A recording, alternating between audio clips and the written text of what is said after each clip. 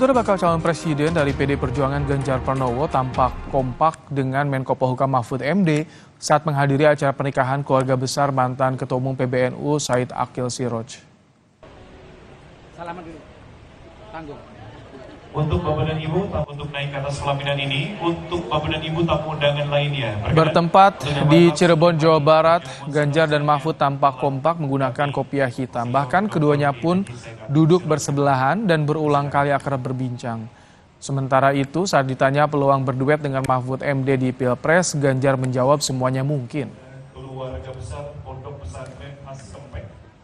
Pondok Pesantren Mas sekali saya dari Jogja bareng, di DPR bareng, kami komunikasi intens ya.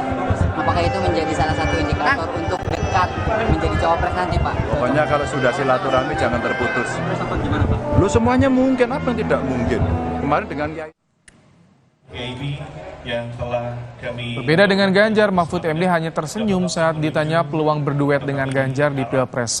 Mahfud hanya menyebut dirinya sudah berteman lama dengan mantan Gubernur Jawa Tengah 2 periode itu. Yang telah kami daulat naik ke atas pelaminan dapat langsung menuju atau Pak Ganjar teman saya sudah sejak tahun 2004. Satu kantor terus.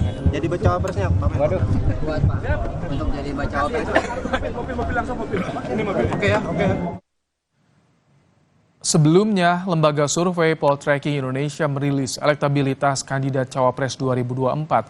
Survei yang dilakukan pada 3 hingga 9 September 2023 menempatkan nama Menteri BUMN di posisi teratas dengan 18,6%. Selanjutnya ada Menparekraf Sandiaga Uno yang juga politisi P3 dengan 15,7%. Sementara Ketua Umum Partai Demokrat dan mantan Gubernur Jawa Barat dapat 10,2% dan 9,1%. Diikuti Ketua Umum PKB yang kini sudah jadi bakal Cawapres Koalisi Perubahan Muhaimin Iskandar.